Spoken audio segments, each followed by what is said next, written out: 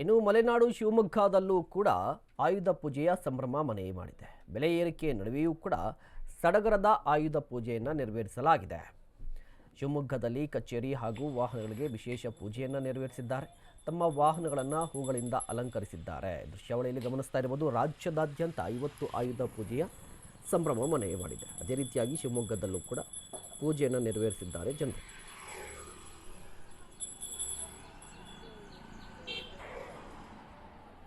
ವೀಲಿ ಒಂಚೂರು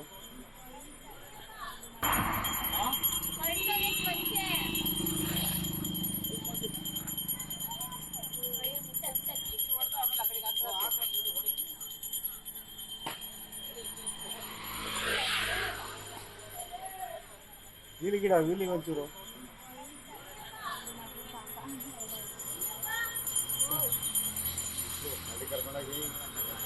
ಕೈ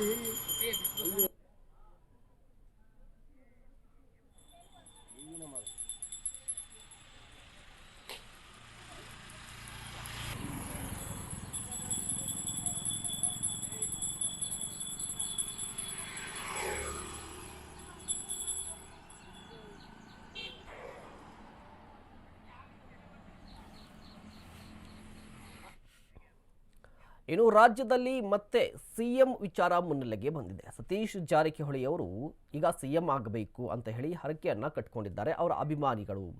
ಬೆಳಗಾವಿಯ ಗೋಕಾಕ ಪಟ್ಟಣದಲ್ಲಿ ದೀರ್ಘದಂಡ ನಮಸ್ಕಾರವನ್ನ ಮಾಡಿದ್ದಾರೆ. 2ನೇ ಬಾರಿಗೆ ಮಹಾಲಕ್ಷ್ಮಿ ದೇವಾಲಯದಲ್ಲಿ ಹರಕೆ ತೀರಿಸಿದ್ದಾರೆ ಅಭಿಮಾನಿಗಳು. ಸತೀಶ್ ಜಾರಕಿಹೊಳಿ ರಾಜ್ಯದ ಸಿಎಂ ಆಗಬೇಕು ಅನ್ನೋದು ಅವರ ಅಭಿಮಾನಿಗಳ ಕನಸು, ಬಯಕೆ, ಮನವಿ ಎಲ್ಲವೂ ಕೂಡ ಹೌದು. ಸತೀಶ್ ಜಾರಕಿಹೊಳಿ ಅವರು ಕೂಡ ಸಿಎಂ ಆಗಬೇಕು ಅಂತ ಕನಸನ್ನ ಹೊಂದಿದ್ದಾರೆ.